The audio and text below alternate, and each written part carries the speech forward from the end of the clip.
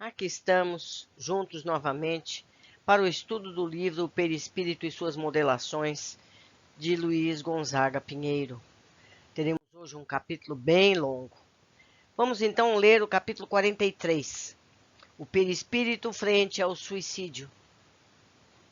Eu via por aqui, por ali, estes traduzindo de quando em quando, em cacoetes nervosos, as ânsias do enforcamento, esforçando-se com gestos instintivos, altamente emocionantes, por livrarem o pescoço entumecido e violáceo dos farrapos de cordas ou de panos que se refletiam nas repercussões perispirituais, em vista das desarmoniosas vibrações mentais que permaneciam torturando-os.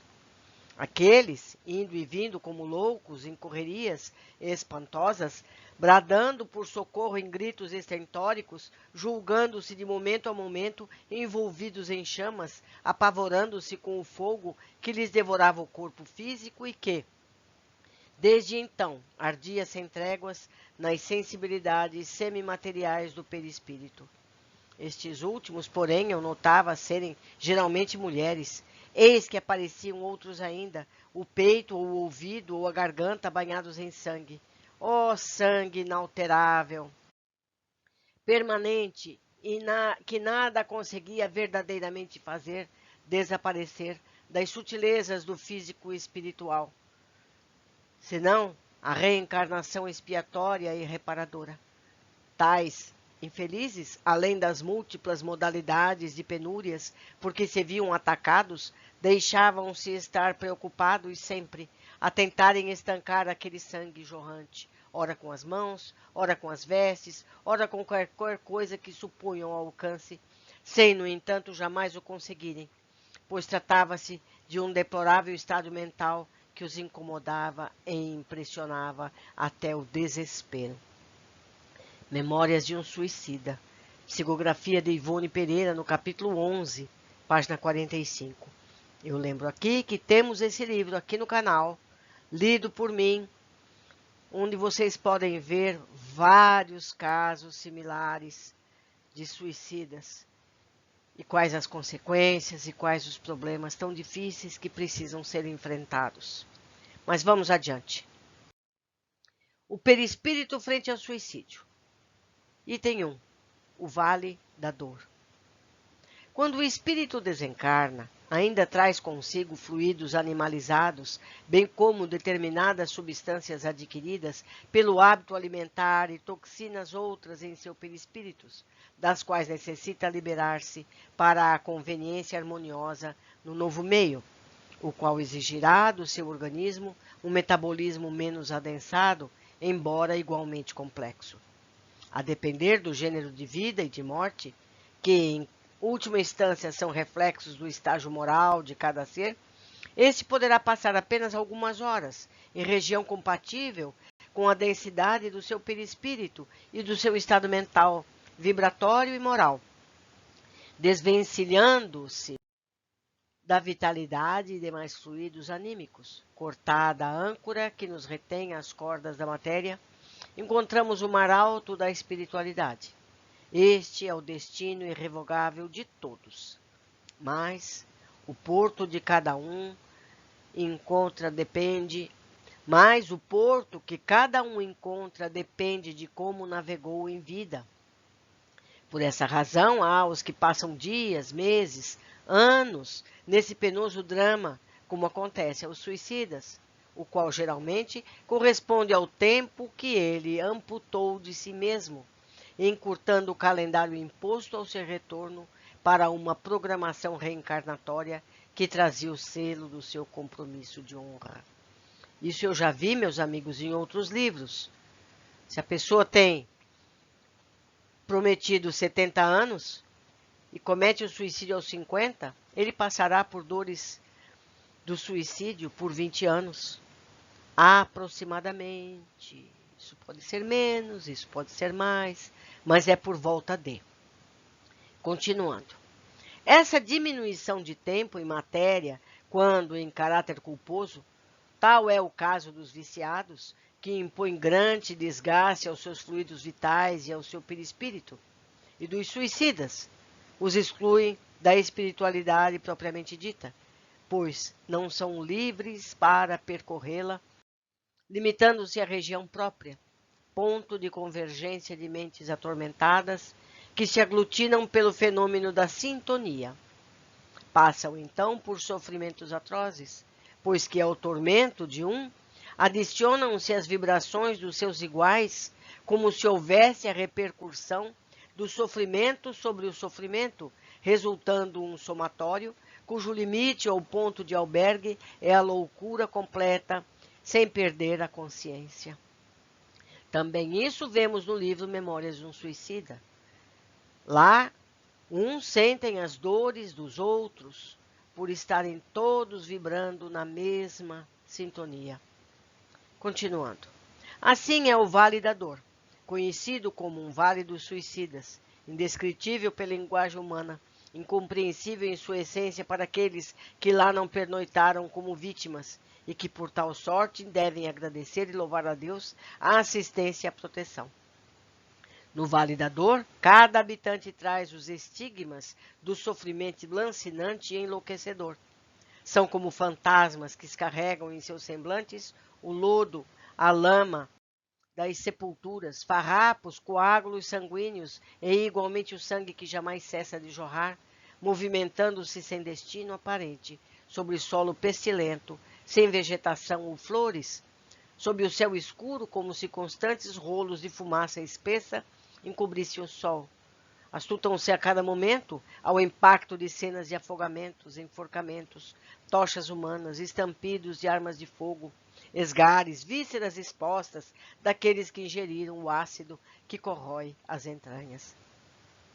É que o suicida, vibrando poderosamente na imagem retida na memória, formada no instante dramático do suicídio, materializa no ambiente, desde a forca na qual se deixou aprisionar o infeliz, que nela se mostra com os olhos a saltar das órbitas, ao barulho e estalar dos ossos em trituramentos sobre os comboios, retalhando não apenas o corpo, mas igualmente o perispírito.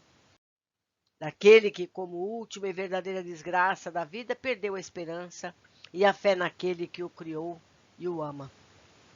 Sinto muito, meus amigos, eu digo agora a vocês, ter que ler essas descrições, mas é necessário para que a gente possa entender bem as consequências de tais atos, não é?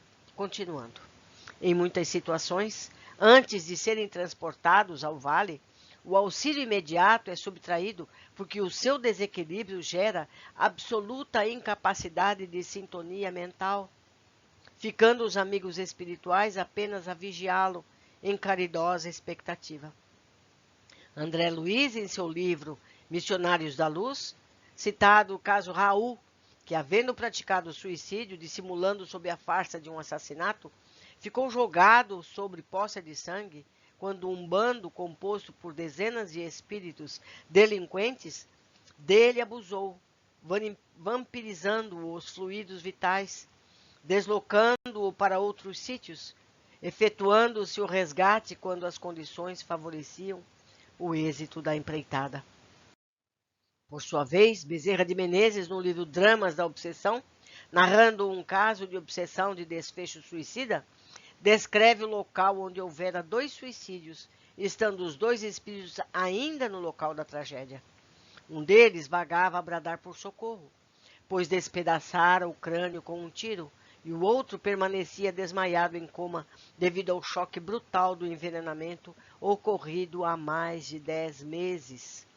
A dor, como descrevê-la, quando atinge proporções inimagináveis ao desvincular-se da fé e da esperança?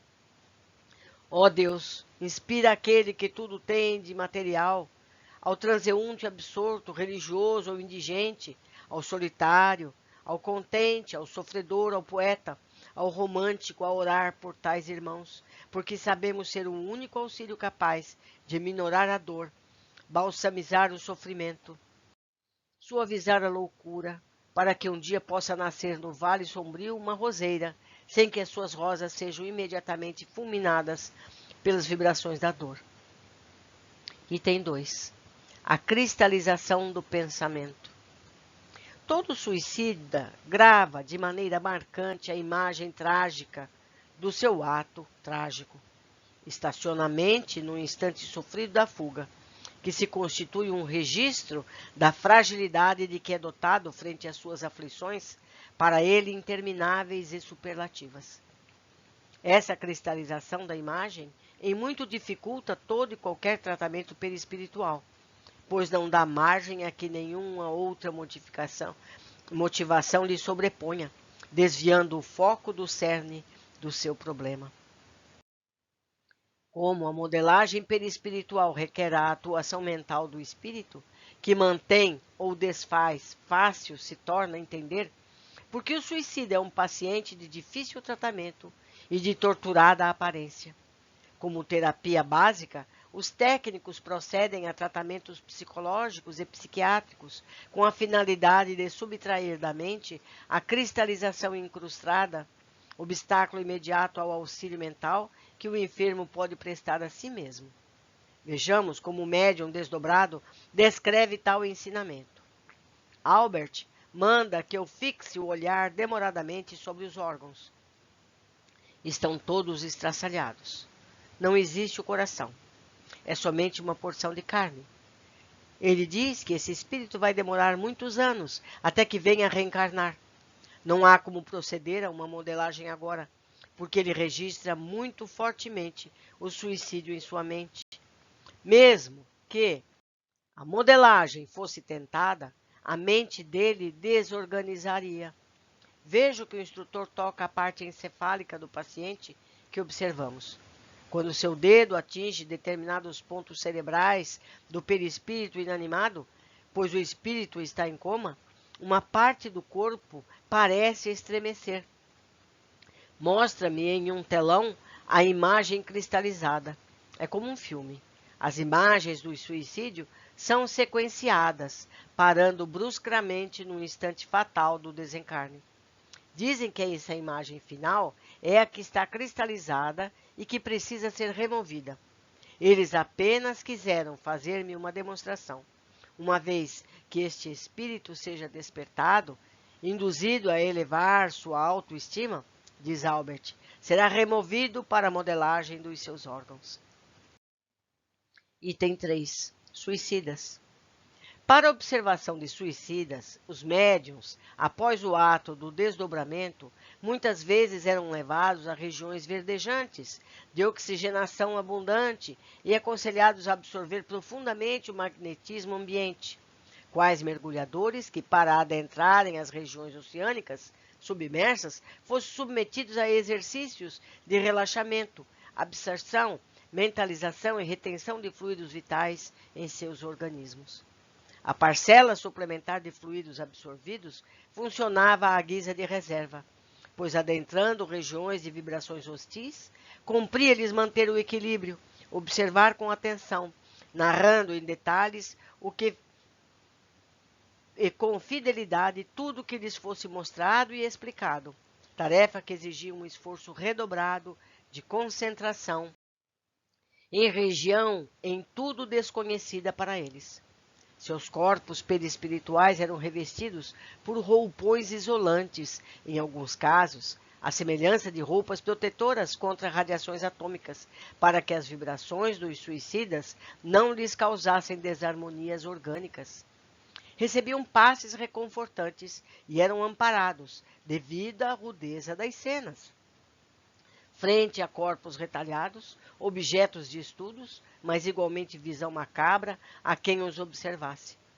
Tocavam ainda os cadáveres, arguiam, descreviam, pesquisavam, admiravam-se, sentiam repulsa frente aos restos humanos, mas a tudo se submetiam de boa vontade, porque sabiam do amparo do Cristo, pela nobreza da tarefa que executavam. A cada encontro, os espíritos reforçavam o conselho. É preciso estudar mais o corpo humano, o cérebro, os sistemas, a vida. Depois de quando em vez, eram levados a um mergulho no mar, em cachoeiras, singelo presente e prova de carinho para quem cumprir o dever com dignidade, sem decepcionar aos amigos ou desgastar a confiança que unia os dois grupos em um mesmo objetivo, o conhecimento. Assim é que, com imenso respeito pela dor alheia, descrevemos as marcas ulcerosas dos perispíritos dos suicidas. Item 4. Suicídio por arma de fogo. Transcrevemos a narração da médium, para que os detalhes e as particularidades do ambiente fossem mantidos, bem como as palavras originais dos nossos instrutores. Os espíritos nos dizem que vamos a uma região de psicosfera muito densa, com finalidade de observar suicidas que já foram recolhidos do vale e cujo gênero de morte foi petardo fatal de arma de fogo.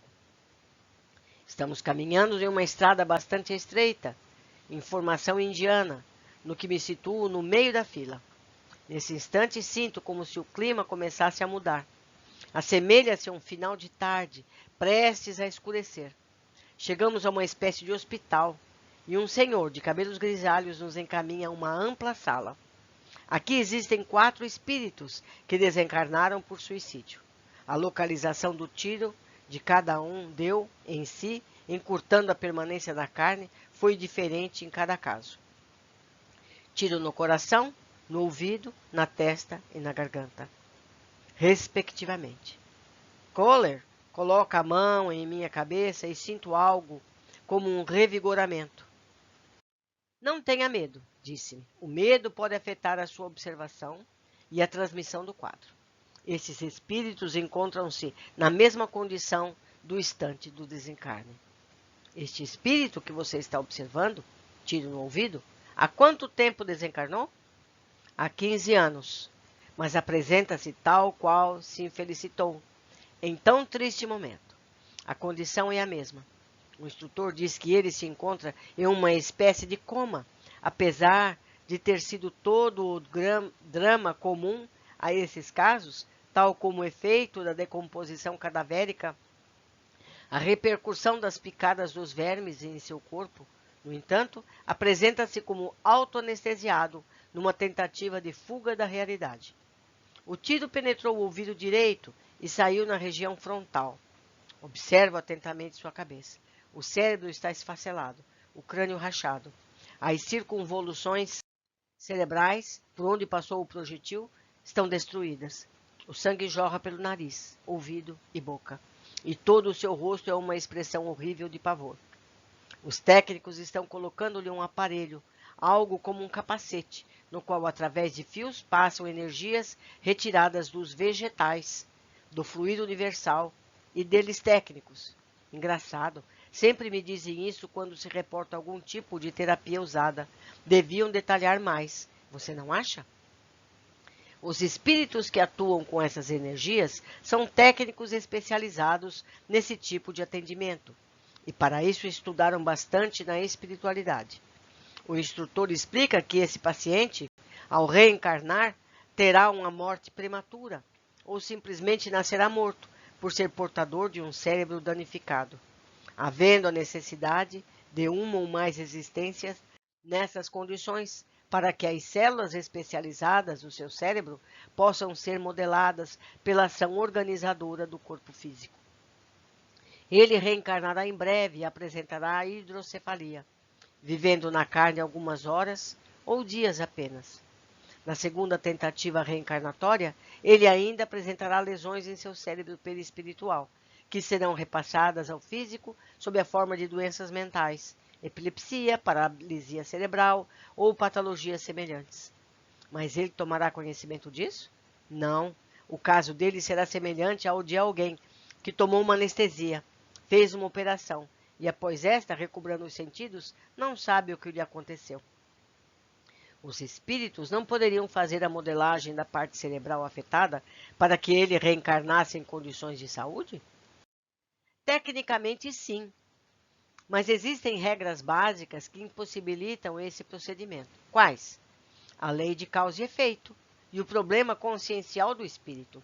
Um suicida traz sempre na consciência a lembrança do gesto tresloucado que lhe tirou da arena de lutas necessárias a seu próprio crescimento. Considera-se, às vezes, um fraco, um covarde, indigno de comiseração. Por mais que seja modelado o seu perispírito, a sua consciência irá cobrar, exigir reparo daquilo que foi danificado. Nós, os modeladores, estou repetindo o que ele diz, não podemos interferir na lei de causa e efeito. Apenas amenizamos o sofrimento, obedecendo ao merecimento do espírito frente às conquistas morais que apresenta. Jamais poderemos retirar a lesão causada pelo próprio ser em si mesmo, em sã consciência. Só Deus pode modificar esse comportamento. A reencarnação é a forma imediata e mais adequada para a reposição espiritual do suicida, onde ele materializará no corpo físico os estigmas que causou a si mesmo. As cirurgias, enxertos, modelagens que efetuarmos possuem a função de organizar, reestruturar o organismo para que, apesar de no futuro o corpo vir a apresentar anormalidades, tenha um funcionamento que possibilite a sua permanência em atividade, como bênção para esse espírito, embora em muitos casos uma permanência puramente vegetativa. Mas o suicida, através do esforço, da boa vontade, do trabalho e da disciplina mostrados na erraticidade, não pode conquistar a dádiva de um corpo físico perfeito, pelo que então construiu? Depende. Os suicidas involuntários não apresentam no físico os estigmas, mas quase sempre os carregam em seus perispíritos como forma de auto-obsessão. Dores incuráveis que não encontram resposta na medicina terrestre, problemas angustiantes, depressões inexplicáveis, mas que possuem sua gênese na matriz perispiritual. Para esses, o exercício do amor ao próximo, levado a efeito em tarefas enobrecedoras, o cultivo do otimismo, a oração sincera, meditação em temas que fortaleçam a fé, o conduzir-se mediado pela disciplina e a prática da perseverança no bem, constituirão salutar remédio. Tal filosofia de vida os libertará dos melancólicos problemas e, no mínimo, os tornarão reduzidos, microscópicos até, pela observação e participação benéfica, da erradicação das dores alheias. Os suicidas voluntários, que danificam o corpo em sã consciência, trazem na matriz perispiritual as lesões que deverão plasmar-se no físico, pois os técnicos em reencarnação traçam seus mapas genéticos, observando a ficha do suicídio em questão. Nessas fichas são anotadas as lesões orgânicas, o gênero de morte, causa do suicídio e demais dados pessoais. Como regra geral, o suicida deve reparar o mal que fez a si, harmonizando-se com seu corpo outrora marcado, o que ocorre através de lesões nos órgãos afetados. Isso não quer dizer que jamais ocorra que um suicida receba por mérito um corpo físico aparentemente saudável. Ocorre que, embora o problema físico seja amenizado ou torne-se inexistente, o suicida sempre portará na sua reencarnação imediata uma espécie de reflexo, um velado pesar na consciência, um indefinido sentimento de culpa em sua intimidade. Somente o abnegado amor ao trabalho fraterno preencherá tais lacunas e o fortalecerá para a superação das condições que o levaram ao suicídio no passado e que certamente se apresentarão em semelhança espantosa no presente. Mas digamos que o suicida reencarnado não corresponda à expectativa de crescimento esperado. O que lhe ocorrerá? O exercício do amor fortalece o espírito, dotando o perispírito de uma maior resistência fluídica, melhor desempenho energético, diminuindo sua vulnerabilidade frente aos bacilos, vibriões, larvas e petardos mentais de inveja, cólera, ciúme e outras enfermidades.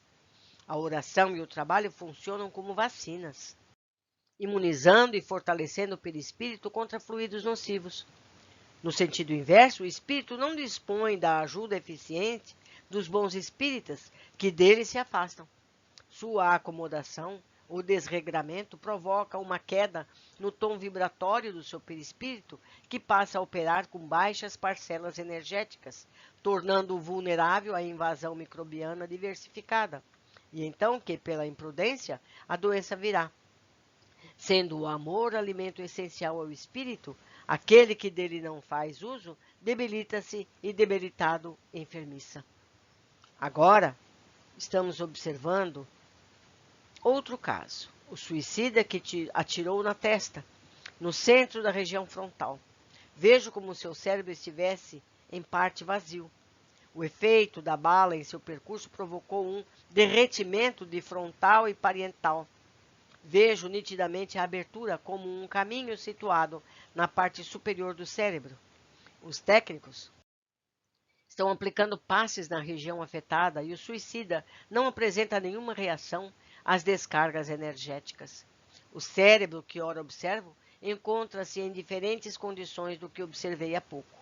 No outro, eu ouvi a massa cinzenta, as circunvoluções, os neurônios. Esse se apresenta algo transparente, sem as partes que eu citei. Parece uma forma com os detalhes que precisam ser materializados. Dizem os técnicos que, neste caso, existe a necessidade de modelação de um novo cérebro para que o espírito possa manifestar a sua vontade, o que não pode ser feito sem os centros de controle que foram afetados pelo tiro. Estou vendo, acima de sua cabeça, cenas confusas. Parece que ele pensa e de imediato desfaz o pensamento. Isso ocorre, diz o instrutor, porque ele desarticulou os centros de controle cerebral, não podendo externar adequadamente seus pensamentos. Existe uma dificuldade em fixar o pensamento e de impor a ele uma diretriz, conservando-a. Observo e vejo que é uma mulher. Ela encontra-se aqui há 25 anos e a sua recuperação é muito lenta. A reeducação, neste caso, ultrapassa o psiquismo, pois a fisiologia também tem que ser exercitada.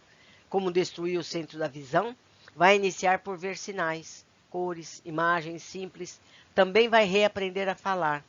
Ela se encontra na condição de quem tudo esqueceu, precisando reaprender para então encarnar.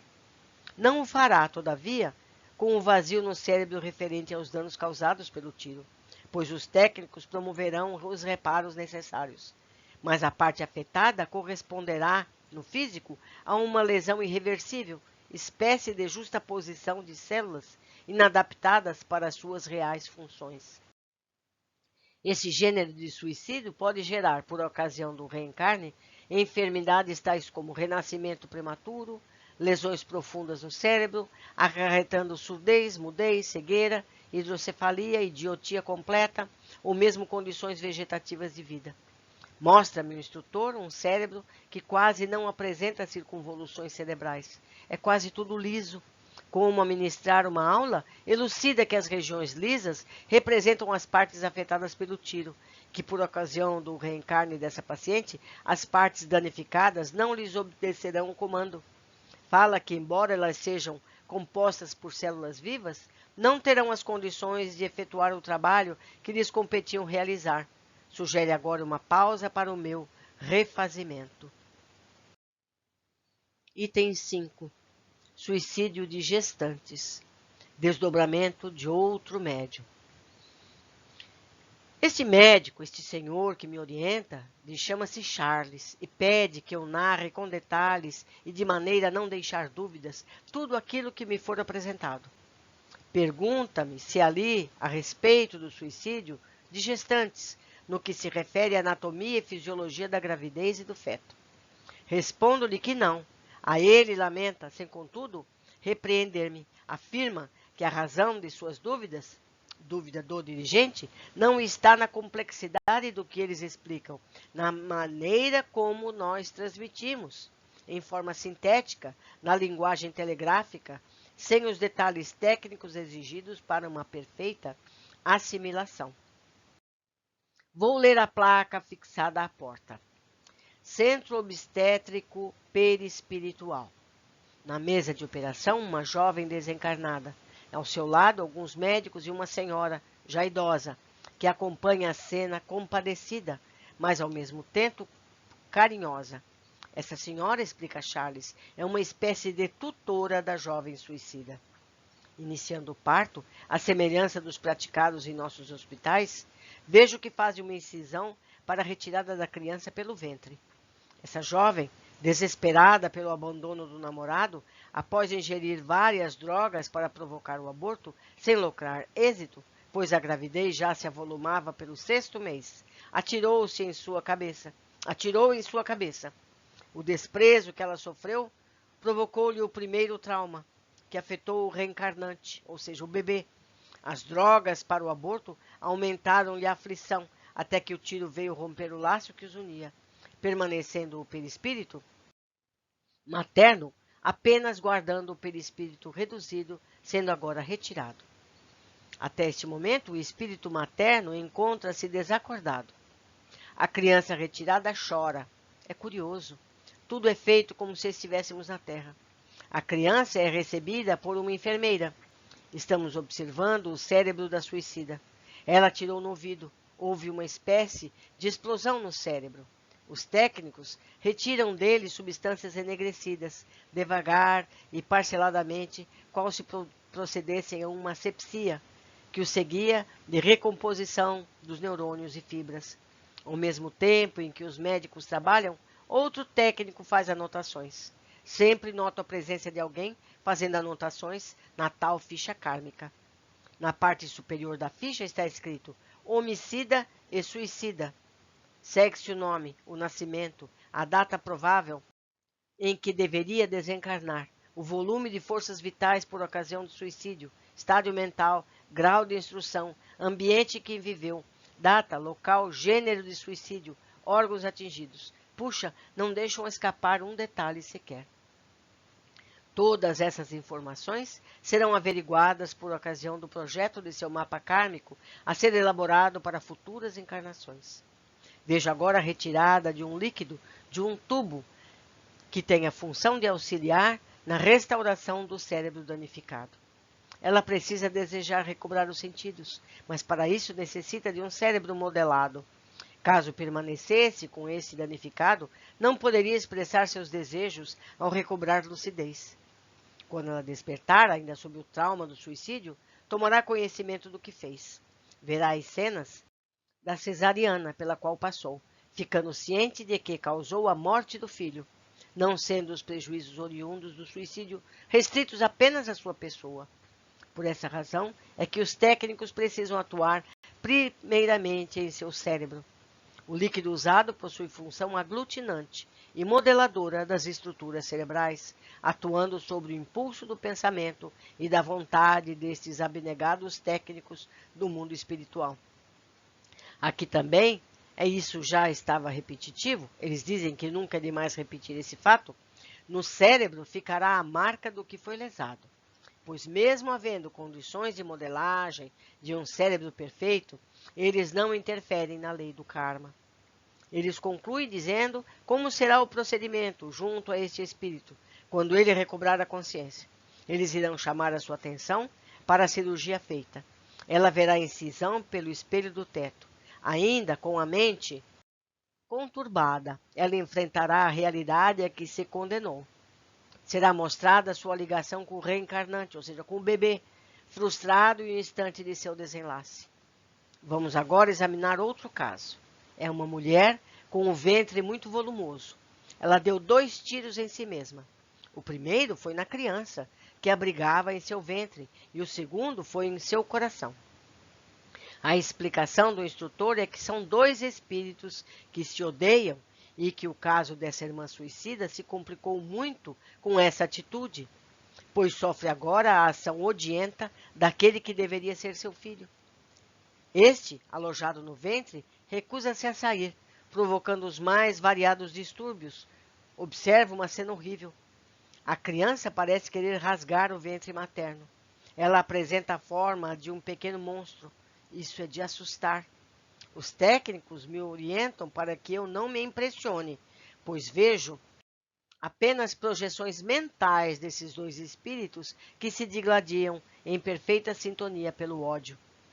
O que estou vendo é a vontade, o pensamento tornado imagem desse espírito que não chegou a encarnar. Enfermeiros ministram passes e tudo volta à normalidade. Vejo nesse instante apenas a mulher, com o peito e o ventre sangrando. Ligados a ela existem aparelhos, a semelhança de material hospitalar específico para a respiração artificial. Procedem ao parto, recolhem a criança, é um menino. Ele possui uma forma escura, também de criança ao seu lado. Pergunto ao instrutor a razão dessa sombra, no que me responde ser uma projeção mental dele, que queria permanecer naquela condição para massacrar a invigilante mulher que o atingiu. Ele fixa o pensamento nessa forma infantil para que o seu perispírito continue criança, ligado às entranhas da mãe, para castigá-la. Apesar da criança já encontrar-se no berçário, os espíritos não cortaram uma espécie de fio que prende à mãe. Esse fio caracteriza a união pelo ódio, neste caso de obsessão de desencarnado para desencarnado. A criança que teve o seu perispírito avariado e não tem condições mentais para a modelagem, poderá ser auxiliada em reuniões mediúnicas quando estiver apta para tanto. A mãe, duplamente culpada neste episódio, terá que passar por processos de cristalizações de imagens, reeducação mental, fortalecimento moral, doutrinação para ambos, sem, contudo, tolher-lhes o livre-arbítrio. Você falou que a criança parecia um pequeno monstro. Explique melhor esse fato. São deformações perispirituais provocadas pelo seu pensar odiento.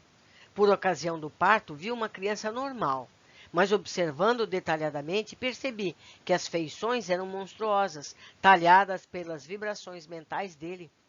Diz ainda o instrutor que este é um caso de vampirismo de desencarnado para desencarnado. Este espírito, que ora obsedia e vampiriza a mãe, se alimenta das vibrações mentais dela, podendo eles, técnicos, promoverem a separação, mas não interferem na vontade de ambos. Provavelmente nascerão gêmeos, problemáticos ou chipófagos, e que Deus nos inspire na reconciliação, para que os danos não sejam pesados demais, vergando-lhes os ombros, dificultando a contemplação do alto, finaliza o instrutor. Meus amigos, cada situação difícil que a gente encontra, não é verdade? Vamos seguindo. Item 6. Suicídio por retaliação. Antes do desdobramento da médium, fomos avisados de que o estudo planejado para aquela noite, obedecendo a sequência já estabelecida, seria efetuado com a visita dos irmãos retalhados, que orássemos e mantivéssemos a vibração elevada, posto que a dor ali no local da visita é algo fora do padrão ao que estávamos acostumados a assistir. Eis, portanto, a descrição da médium frente aos restos perispirituais dos irmãos a quem chamamos de retalhados. Sim, entendi. Ditar de maneira clara, sem procurar envolver-me emocionalmente. Primeiramente, observo um rapaz de idade entre 25 e 30 anos, que se atirou sob as rodas de um trem em pequena cidade do interior. A sua situação é lastimável. Foi partido ao meio pela locomotiva e percebo as partes do seu intestino trituradas, o fígado partido e os ossos moídos. Mas apesar do seu corpo físico ter sido partido ao meio, em seu perispírito isso não ocorreu. As duas metades encontram-se unidas por leve película que impede essa separação. Aqui, diz o irmão que nos orienta, se faz necessária a remoção de todos os órgãos afetados, sendo que alguns podem ser substituídos por outros, já preparados. Assim como um transplante? Sim, mas essa reposição ou substituição pode ser feita também utilizando-se técnicas de enxertos nos tecidos lesados. Entretanto, no caso observado, por estar o rapaz alcoolizado durante o suicídio, seus órgãos encontram-se com outros fluidos nocivos, razão pela qual eles optaram por uma total substituição. Vão retirar todos os órgãos danificados e colocar outros, como ocorre em um transplante. E isso, após a recomposição ou modelagem interior, eles procederão a uma cirurgia semelhante a uma plástica, para unir as metades semi-separadas, unidas apenas pela película que citei. Encaminhamo-nos para outro suicida. Este local onde me encontro é um hospital reservado para tratamento de casos graves de suicídio com grandes lesões perispirituais. A condição desse espírito é o de uma morte aparente, coma prolongado, algo como uma letargia, pois este é na realidade o desejo que predomina em sua consciência, abafando os anseios de vida que são naturais em todas as espécies. Se o suicida se arrepende na hora extrema, o que é comum quando praticado o ato, conserva em sua mente o desejo de voltar a viver, favorecendo o trabalho dos técnicos. Tal não é o caso dos pacientes que observamos. Este infeliz que está à minha frente possui cortes profundos em seu corpo. O sangue parece minar dos seus poros e os pedaços do seu corpo procuram juntar-se sem conseguir recompor a anatomia humana, muito prejudicada pelo comboio. Não há como identificar a fisionomia, visto que ele foi totalmente esmagado. Posso distinguir algumas vísceras que estão expostas a que parecem tremer, no esforço desesperado para o retorno à vida. Será um processo lento de recuperação, diz o instrutor. Este espírito ficou consciente no momento em que foi estraçalhado na ferragem e está ciente de que morreu mesmo, embora, quando pequena réstia de lucidez atormentada se lhe apresenta, ele volte a reviver a cena, na qual permanece preso à cristalização demorada. Sente-se a perceber de que, pela repetição do fato e duração do estado angustiante, já lhe teria sido possível morrer 1000 vezes. Continua querendo anular-se em luta desesperada para sair do fundo do poço em que se encontra. Ele não quer viver. Essa é a realidade do momento. O instrutor afirma que o trabalho junto a esses irmãos se reveste de inúmeras dificuldades, pois eles querem continuar mortos, procurando ignorar até mesmo a existência do espírito. Salienta, todavia, que muitos de nós, encarnados, vamos, durante o sono físico, ministrar-lhes passes e envolvê-los em preces e vibrações amorosas, constituindo-lhe essa doação em bálsamo e dulcificante para suas dores. O tratamento inicial, neste caso, é o despertar da morte, no que se segue a reeducação mental, que propicia a modelagem.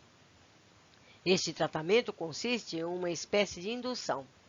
São despertadas da mente do suicida cenas dele próprio, momentos alegres que viveu, entes amados, entre outras.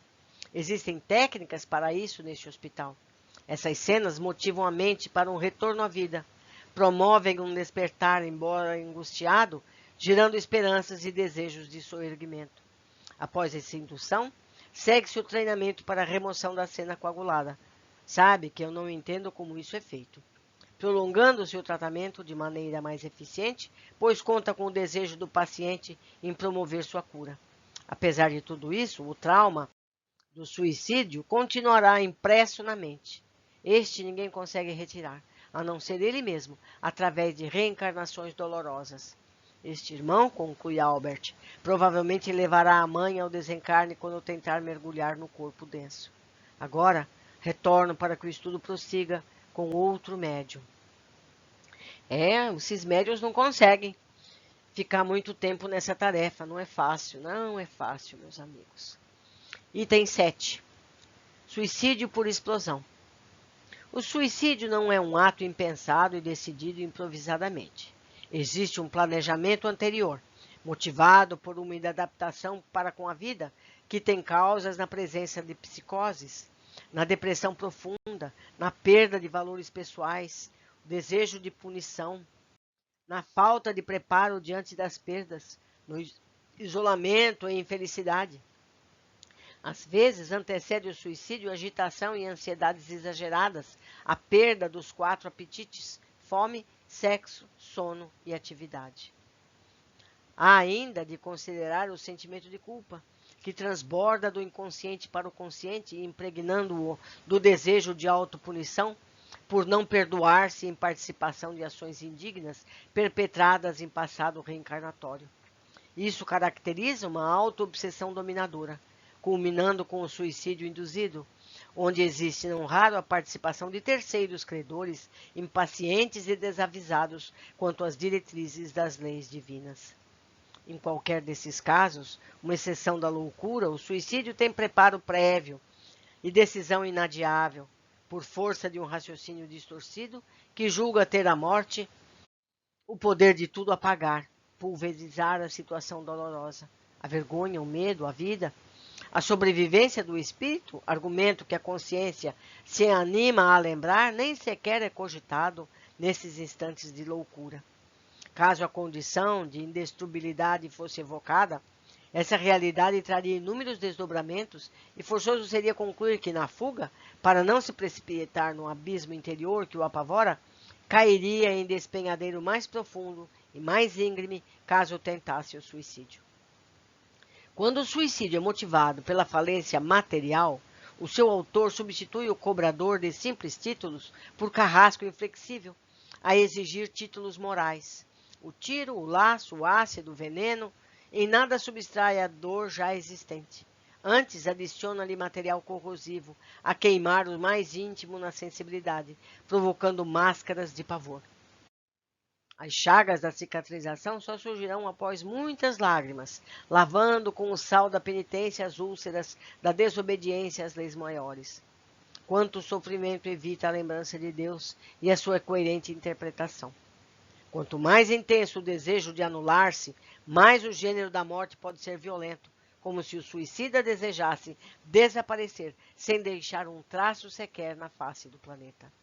Quando a dor e a dificuldade foram tomadas como causas primárias para o crescimento e o amadurecimento espiritual, quando os homens lembrarem o convite de Jesus para buscá-lo, pelo menos quando se sentissem aflitos e sobrecarregados, pois os aliviaria, o suicídio já não ocupará os cenários trágicos dos rincões onde habitamos. Eis exposta a dor desses irmãos, na palavra do médium que os observa. Estou subindo, volitando como se estivéssemos nadando. Estou muito bem amparado por nossos irmãos. Sinto o ar, a temperatura amena, e o instrutor me pede para observar o cenário abaixo. Vejo apenas nuvens, mas noto que minha coluna, na região sacra, um fio tênue e elástico se perde entre as nuvens. Estamos descendo. Conforme você pediu para observarmos, já não estou mais com a roupa que usava. Visto um traje longo e branco que se deixa perceber do corpo apenas as mãos. Todos nós usamos esse tipo de uniforme nessa excursão. O ar está começando a ficar pesado, dificultando a volitação para todos nós. Pareço estar submerso em uma substância aquosa que dificulta a minha mobilidade. Chegamos, diz o instrutor. Estamos de pé, frente a um grande portão, e eu aproveito a pausa para perguntar: onde estamos? É uma região situada acima do sul da Bahia. Agora colocam em minha cabeça um capacete e me dão para vestir uma roupa protetora, tal qual as utilizadas por operadores de raio-x. Essa roupa, diz o instrutor, me protegerá das vibrações altamente prejudiciais que são emitidas pelos suicidas aqui residentes. Você pode descrever um pouco as particularidades do local? É um lugar bem guarnecido. Aparenta ser um castelo com um fosso que circunda e com ele contata através de uma ponte levadiça.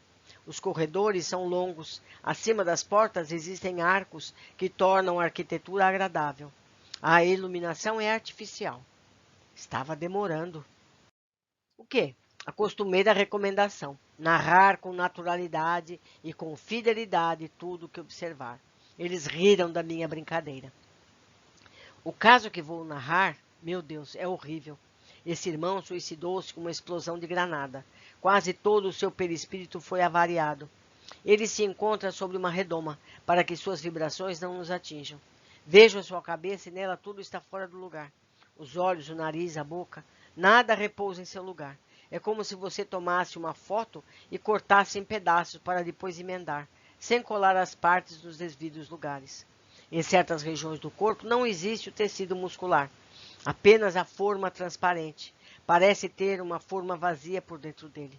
Os técnicos estão colocando um aparelho em seu cérebro. Desse aparelho, sai um fio capilar de cor verde luminoso.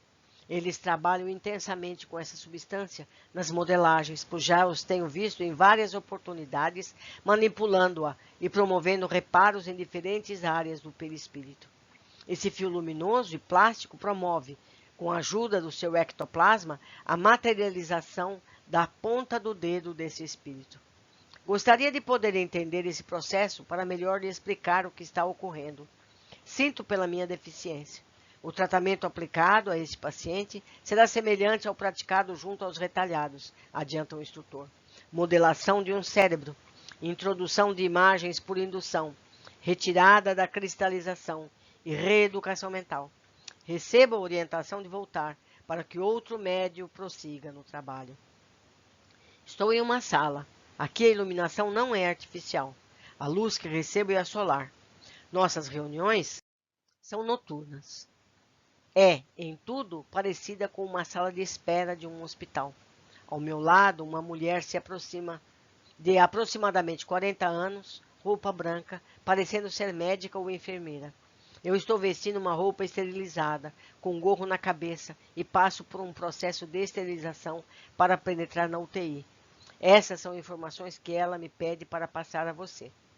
Entramos. Observo câmaras, quais incubadoras que guardam perispíritos de tamanho adulto, cujos donos, os espíritos, encontram-se adormecidos no interior de cada um deles. Essas incubadoras têm a aparência de um molde físico. Existe o local dos braços, das pernas e da cabeça. É em tudo semelhante a uma forma humana? Sim, mas há uma espécie de vidro por cima. Estou observando, é impressionante. Vejo todos os órgãos funcionando como se houvesse uma pele transparente sobre eles. Mas eu sei que existe um espírito ali. Percebo sua cabeça, é um homem. Noto inclusive sua barba. Engraçado, seus órgãos estão todos transparentes. Existe o colorido dos órgãos? Vejo tudo em cores. Sangue vermelho, coração ritmado, vísceras em movimento. É como uma aula de anatomia humana em um laboratório muito avançado.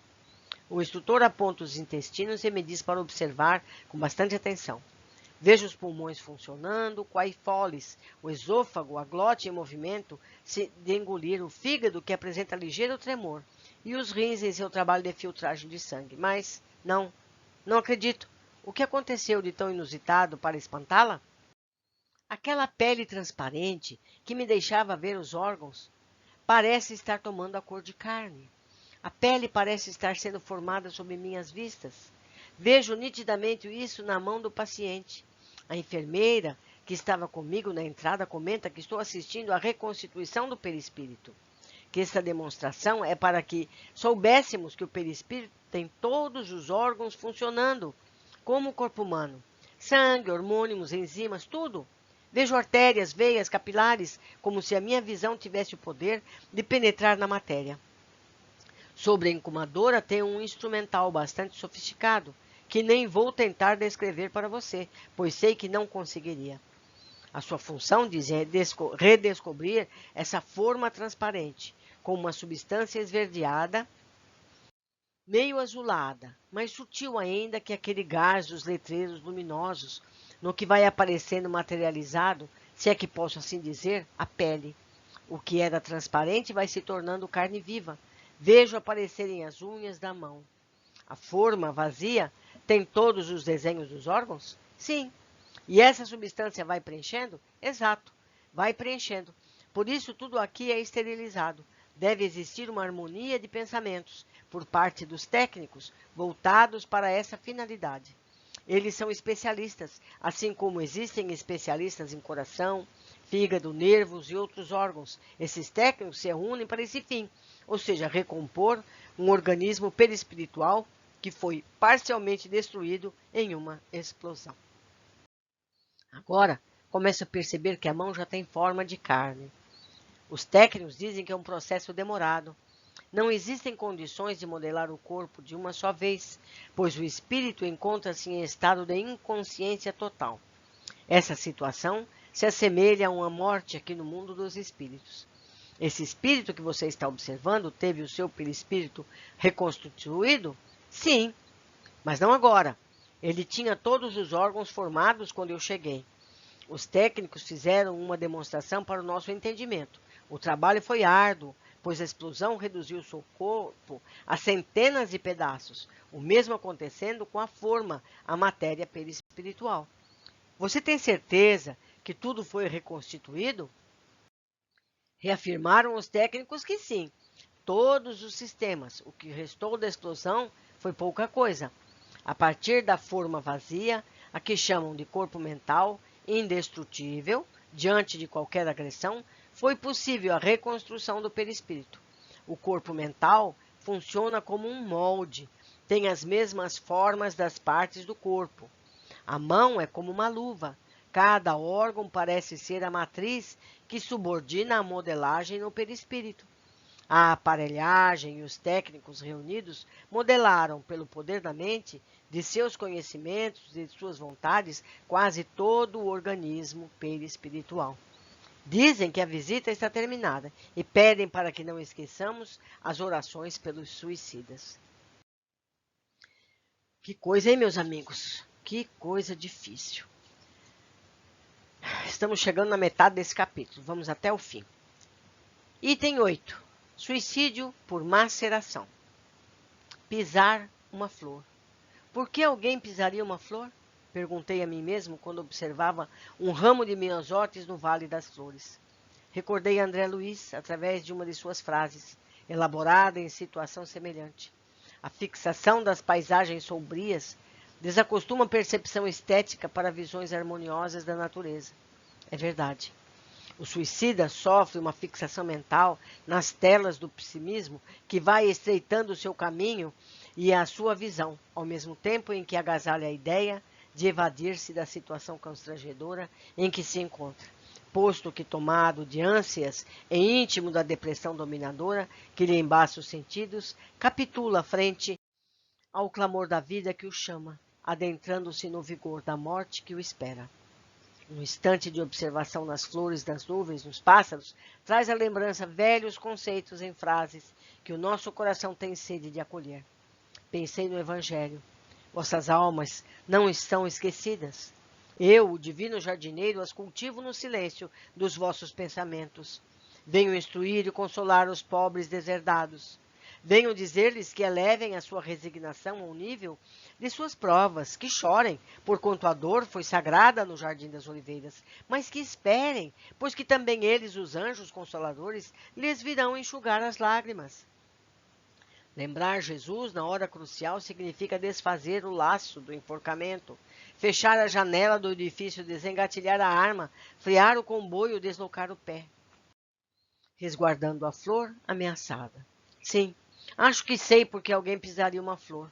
Por doença, depressão, desespero, indiferença, esquecimento do Evangelho de Jesus, tão fértil em vida palpitante e em convites à glória da superação de si mesmo. Vinde a mim, vós que sofreis e que vos achais em aflição, eu vos aliviarei. Aquele que confia nesse chamado jamais tentará o suicídio. Fomos levados a observar irmãos que se lançaram edifício abaixo. Eis a dor em forma de alfabeto. Observo um homem que se lançou de um edifício. Seu corpo é flácido como geleia. Ele se encontra sob uma redoma protetora que ameniza as vibrações que emite, prejudiciais para os outros enfermos. Encimando a cerimônia existe um recipiente, parecido com um funil, que recolhe uma espécie de cola branca que nele é despejada por um cilindro que lhe margeia na parte superior. A substância é um pouco pegajosa e gelatinosa. Diz o instrutor que ela é elaborada a partir de vegetais, minerais e do ectoplasma. Complementa que existe um substituto do ectoplasma, elaborado por eles, mas que no momento estão usando o ectoplasma de todos nós do grupo.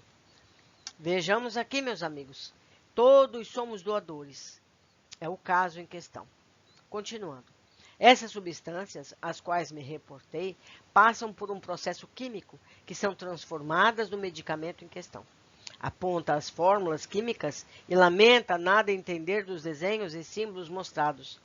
O instrutor toma um pequeno aparelho e coloca em seu interior uma gota da substância que me referi, projetando-a sobre o fígado do suicida. A transformação ocorrida no local é espantosa. Houve uma regeneração, uma recomposição total da parte afetada. Vejo que até a película que recobre o fígado adquiriu tonalidade viva. O aspecto doentio que ele tinha desapareceu por completo. Então, sorrindo de minha admiração, os enfermeiros falam que esse processo é muito lento, mas que será dessa maneira em todos os órgãos, serão modelados. Desvio minha atenção para outros aparelhos. Da espécie de funil que funciona como um depósito para a substância restauradora, saem vários tubos transparentes, muito finos, que se ligam a cada órgão do suicida. Quanto à utilização do ectoplasma dos encarnados, ele lembra que, muitas vezes, torna-se necessário passá-lo por um processo de filtragem, visando a desintoxicá-lo para a segurança de quem o recebe. Essa intoxicação ectoplasmática deve-se ao regime alimentar, excessivamente carnívoro e o uso de alcoólicos, temperados, picantes e outros vícios mentais e materiais. Encerra as observações, dizendo que esse irmão terá todo o amparo fraternal e que qualquer enfermo tem direito, e que Deus o ajude jamais pisar uma flor novamente. Item 9. Suicídio por queimaduras. Quando era criança, nos festejos de São João, queimei a ponta do dedo ao retirar milho da fogueira, o que entrei em convulsivo choro. Não quis mais o milho, não mais olhei o céu riscado de fogos, não escutei nem participei do restante das brincadeiras. A dor me isolou da alegria, pois que quase sempre são incompatíveis. Apenas os espíritos fortes aprendem a conciliar a dor com a alegria, a miséria com a conformação, a provação com a humildade. A válvula de escape da criança é o choro, mas o do adulto jamais deveria ser o suicídio. Se queimar o dedo é doloroso, o que dizer de queimar todo o corpo? Transformar-se em tocha fumegante, dilacerar as mãos que poderiam plantar sementes, escrever cartas de amor, abençoar a velhice, postar-se em oração, não é um ato típico das maiores loucuras? Que problema terá tal volume a exigir equacionamento através da dor tão superlativa? A miséria, o orgulho ferido, o abandono, o pesar, e por si só são braseiros para a alma, necessitam de mais calor para abrandá-los? A racionalidade diz que não, que para sofrer é necessário um motivo muito forte e que para suicidar-se não há motivos. Para grandes feridas, somente o unguento da humildade e da resignação promovem a cicatrização, patrocinada pela paz de espírito. Contudo, quem planeja suicidar-se considera a paz um objetivo inatingível e um fósforo, material leve e de fácil manuseio. Jesus, se um raio tolhesse essa mão, ela sofreria menos. Lucidez, ansiosamente aguardamos o teu reinado na terra, para que homens e mulheres, filhos diletos de Deus, apenas usem o fogo para aquecer seus corpos nas gélidas noites de nevadas infernais. Sem meias palavras, a médium me retirou dessa reflexão. Não há como não entender diante de tanta dor. Nosso amigo Albert pede que eu leia a placa que se encontra sobre a porta. Centro de Recuperação de Queimados. Tranquiliza-me para que nada tema, pede-me, como sempre, o máximo de fidelidade na descrição. Estou trazendo uma bata branca, máscara e gorro. Recebo um instrumento parecido com um pequeno martelo, feito de uma substância semelhante à borracha, para que eu possa bater onde e quando ele mandar. Vejo dentro de uma incumadora de vidro, entre aspas, um perispírito. É o que me dizem, mas eu não estou acreditando. Parece mais um torrão negro. Não possui a forma humana, não tem pelos. E se ele não tivesse dito ser um perispírito, eu jamais acreditaria.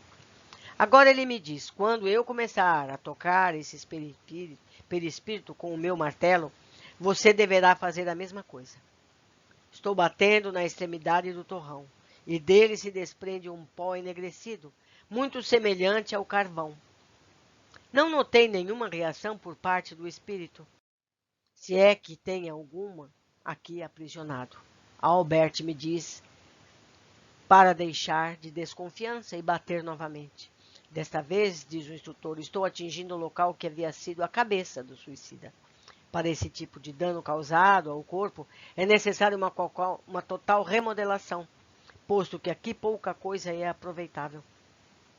Vejo agora uma forma de aspecto humano transparente, e diviso em seu interior outras formas vazias, aparentando em tudo órgãos humanos. Percebo que cada forma representativa de um órgão tem um pequeno furo, por onde se liga um catéter, pelo qual passará uma substância, algo gelatinosa, que irá preencher todas as formas. Logicamente, tais formas preenchidas formarão órgãos e sistemas no novo perispírito, é o que me explica o instrutor. Estou tocando a substância que vai formar os órgãos. É como uma borracha viscosa. Eu puxo e ela se mostra elástica e flexível. Manuseando com ela, cujo odor é bastante estranho, vejo que posso formar o que eu imaginar. Ela é quase transparente, sem a dureza de massa de moledar que nossas crianças usam nas escolas. Observo agora a substância ser introduzida na forma que tem o tamanho de um corpo humano. O cheiro é muito forte, uma espécie de vapor aquecido, como uma fumaça, entra em contato com essa substância, tornando-a quase líquida, e vai penetrando pelo orifício de cada órgão, preenchendo assim as formas orgânicas ou formas dos órgãos. Todo o corpo está sendo formado aos poucos, mas é tudo idêntico. Tem a cor dos órgãos? Ainda não. Quase um órgão se completa. É ligado a uma espécie de fio para que seja ativado. Veja se me entende. Já existem vários órgãos formados, mas estavam inanimados. Quando Albert liga um órgão a um fio que parte diretamente do perispírito danificado pelo fogo, ele começa a funcionar, qual se tivesse adquirido vitalidade. Espere um instante. Eu preciso entender bem essa questão. O perispírito ficou praticamente inutilizado com o fogo e os técnicos estão modelando outro com todas as suas minúcias, certo? Sim, nosso instrutor explica que ligado ao torrão existe o espírito, que ele é um ser imortal e como o espírito está em todo o corpo, como Deus está em todo o universo, o torrão ele pode ativar o órgão correspondente através de sua vontade. Fala que eu estou observando apenas uma parte do processo. Esse espírito já está aqui há alguns anos. Esteve longo tempo adormecido pelo choque. Quando despertou, incentivado por induções para um retorno à vida, aos poucos desejou viver novamente. Sem a ação mental dele, esse perispírito formado seria apenas um boneco plástico e aquele torrão um pedaço de carvão inanimado. Quando alguém toca esse perispírito carbonizado, o espírito já desperto sente o toque, embora não possa responder ao mesmo, por não possuir perispírito à altura para lhe conduzir as emoções, materializando-as em gestos concretos. Na recomposição do seu perispírito, o primeiro órgão modelado foi o cérebro, imediatamente ligado ao que fora a parte cerebral do antigo perispírito. Quando isso ocorreu, passei a ver o novo cérebro funcionando, como se fosse de verdade, com colorido, vitalidade, funcionalidade, caracterizam os cérebros humanos. Albert pede-me para corrigir. No lugar de como se fosse de verdade, colocar de verdade. Você está observando a vida, que nunca se extingue. Passar para o novo perispírito, enfatiza. Não é verdade? É de verdade, tudo isso é real. Continuando, na realidade, os técnicos modelaram, com a ajuda do corpo mental e da vontade do espírito, um corpo perispiritual semelhante ao anterior. Porém, como o suicida, através do ato que praticou contra si, lesou muito o seu corpo, imprimiu nele as deformações que a sua mente atormentada trazia. É como se o novo corpo formado fosse algo neutro, e o espírito que dele vai fazer uso o modela segundo as impressões mantidas em sua mente.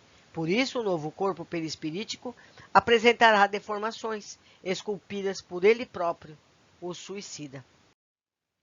Explicam-me ainda que quando esse espírito despertou, não podia manifestar-se através do seu perispírito, razão pela qual foi urgente a necessidade de recuperá-lo. Isso tudo me parece meio mágico, simples demais. Albert diz que Deus fez as coisas simples. O homem é que as complica. Lembra a você um autor francês de sua preferência que diz: nascer é simples, viver é simples, então morrer deve ser simples. Diz que você pode adicionar: reviver também é simples. Por outro lado, o espírito, quando passa de um mundo para outro, troca de substância perispirítica com a rapidez de um raio. Chamaria isso mágica? Mas, e aquela história da memória biológica armazenada no perispírito? Não esqueça que o molde foi formado a partir do corpo mental, que é indestrutível. Por fim, o instrutor afirma que este espírito, ao encarnar, poderá e deverá nascer totalmente deformado, não atingindo nem mesmo a forma humana. Algo como um mioma, um quisto acoplado ao útero. Poderá ainda portar uma doença muito séria, de um caráter incurável na pele, tal como a hanseníase, mas será uma hanseníase profunda, que venha a atingir até mesmo os órgãos internos. Além da hanseníase, poderá também ser um deficiente mental, pelo prejuízo causado ao complexo cerebral. Os amigos me abraçam e nos despedimos. Lanço um último olhar ao torrão. Oro baixinho, que Jesus lhe conceda a paz de um recomeço equilibrado no inverno de solidão e amarguras que deverá enfrentar. Item 10. Suicídio por enforcamento. Tenho conversado com dezenas de irmãos que utilizam o método do enforcamento como tentativa de fuga da vida. Nas reuniões mediúnicas, causam imensa sufocação aos médiuns, que os acolhem, no que se esforçam para afrouxar o laço que os asfixia.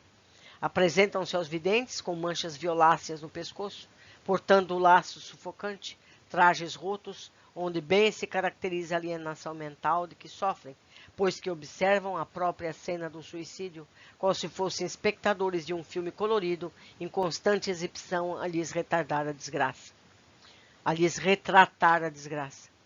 E quando, por sugestão ou indução, auxiliados por passes magnéticos e preces em vibração amorosa, lhes afrouxam os laços, e que se ouvem sons roucos, desesperados, no que são postos a dormir o agitado sono do remorso e do arrependimento. A presença de um suicida em uma reunião mediúnica é breve e sofrida.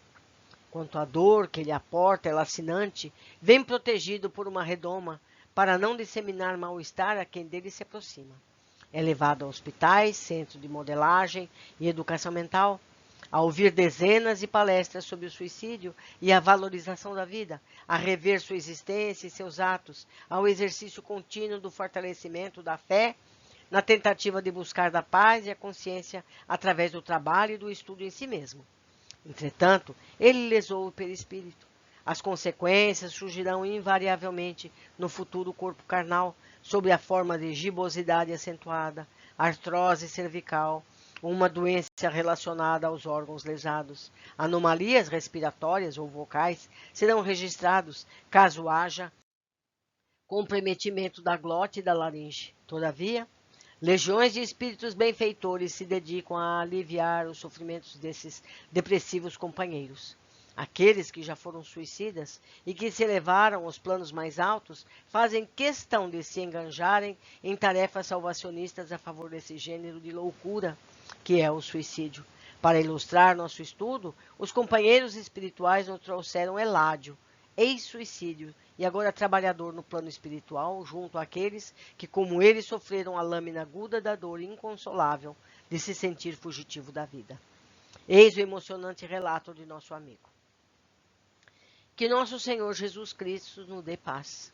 Fico muito grato em estar aqui junto a este grupo de estudos para dar o meu testemunho, o meu depoimento como ilustração para este livro, que já é tão comentado aqui pelos espíritos amigos. Ainda apresento leve falta de ar, mas posso perfeitamente narrar meu drama sem causar maiores danos à minha constituição perispiritual.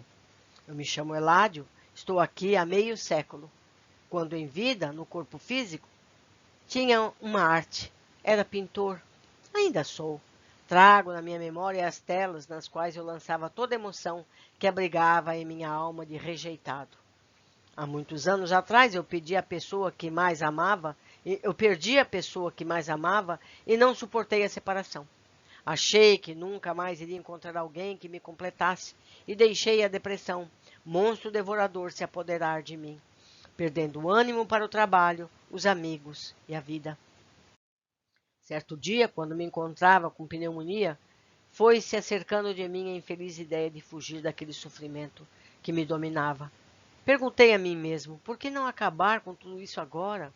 Primeiro desenhei e pintei aquele rosto que eu amava tanto, Mas na tela eu coloquei uma mancha escura no pescoço, dando a impressão de que era um colar, mas aquilo retratava o que eu estava pensando. Comprei a corda, prendi a uns caibros e lá tirei minha vida. Acordei com o corpo podre, gritava desesperado porque me faltava ar. Aquela cena macabra. Eu estava de frente para mim mesmo. Estava me olhando. A corda distendera-se um pouco e o corpo deslizava. Era como se eu, com as minhas próprias mãos, me apoiasse no chão. Passaram-se 6 dias. Todas as cenas mais degradantes que o ser humano pode sentir, eu suportei. Desculpe-me por não detalhar mais, pois tudo me volta à mente agora. Mas não se preocupe. Eu me preparei. Eu me fortaleci. Fui orientado para esse depoimento e estou amparado por muitos amigos. De repente, eu não me encontrava mais naquela casa. Estava entre multidão terrível.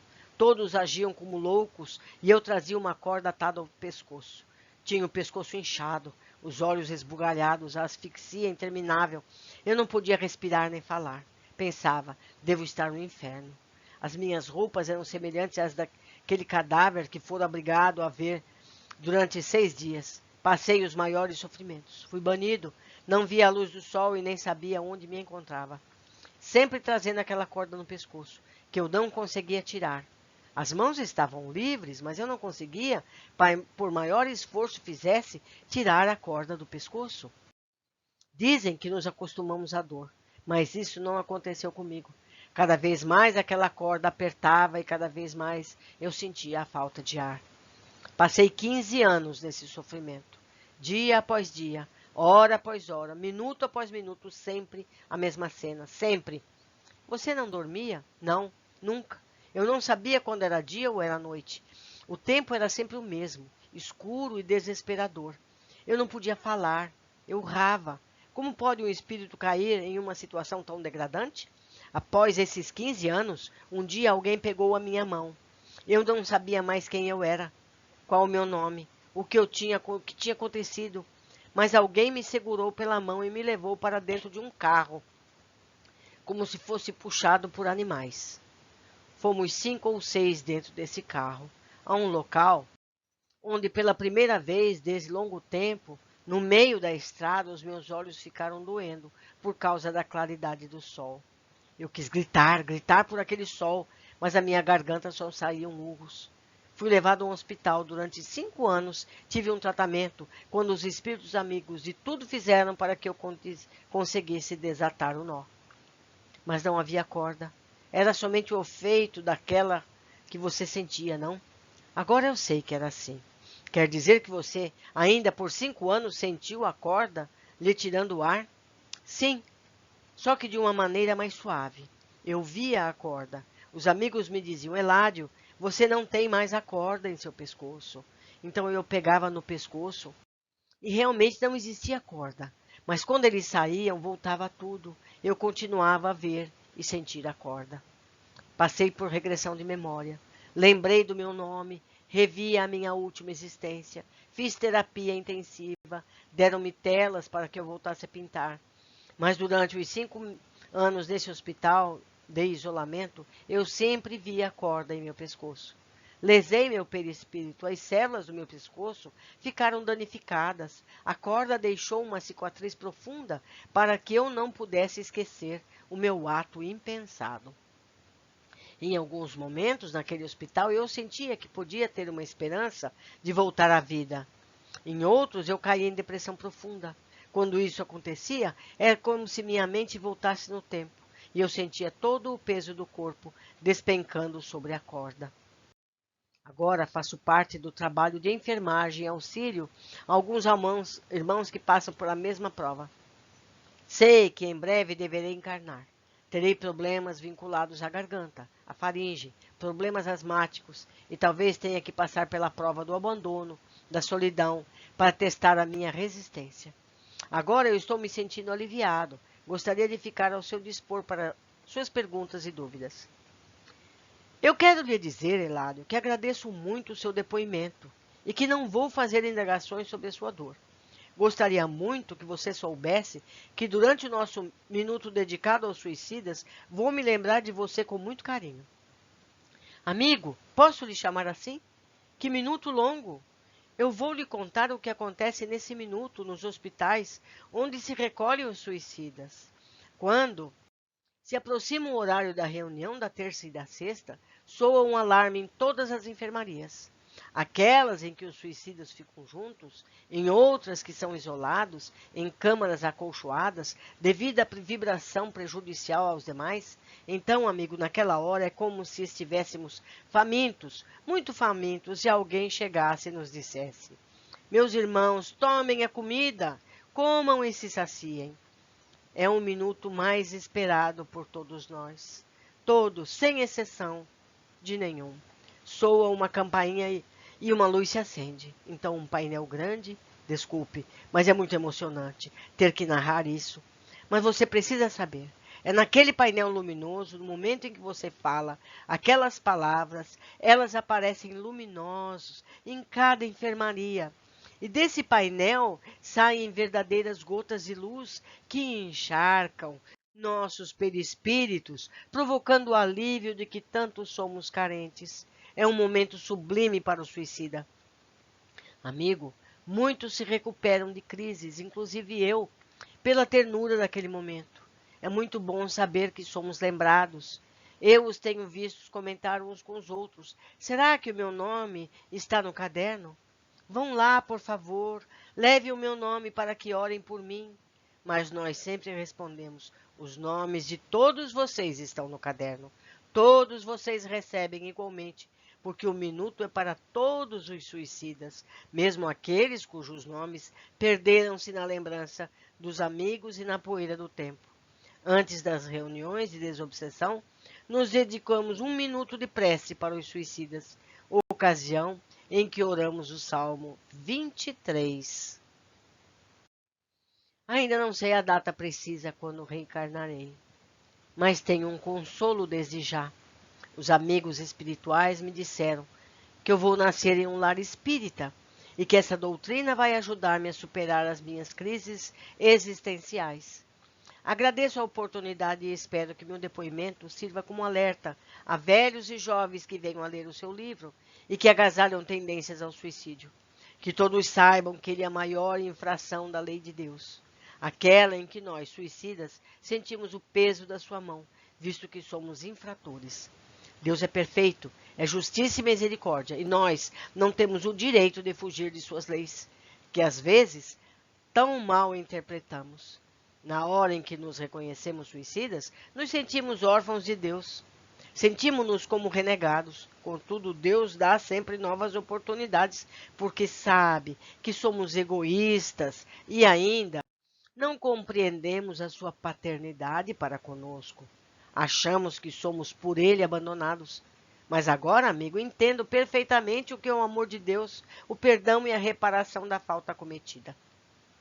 Espero que o Pai nos ampare e agradeço sinceramente a paciência de vocês para com o meu desabafo. Por mim, sinto que cresci, pois fui útil neste trabalho. Até um dia, amigo. Deus nos abençoe sempre. Após o depoimento de Eládio, um médium, através de desdobramento, foi levado a um hospital de atendimento a suicidas por enforcamento para observação perispiritual. Vamos à narrativa.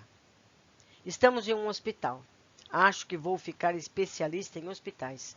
Comigo estão dois amigos e estamos nos deslocando em um corredor muito comprido. Um dos companheiros é o médico de sempre, que sempre me acompanha e que descreve os fatos que estou levando a presenciar. O outro é nosso amigo Richard. De um lado do hospital, observa espíritos que possuem a cabeça quase separada do corpo.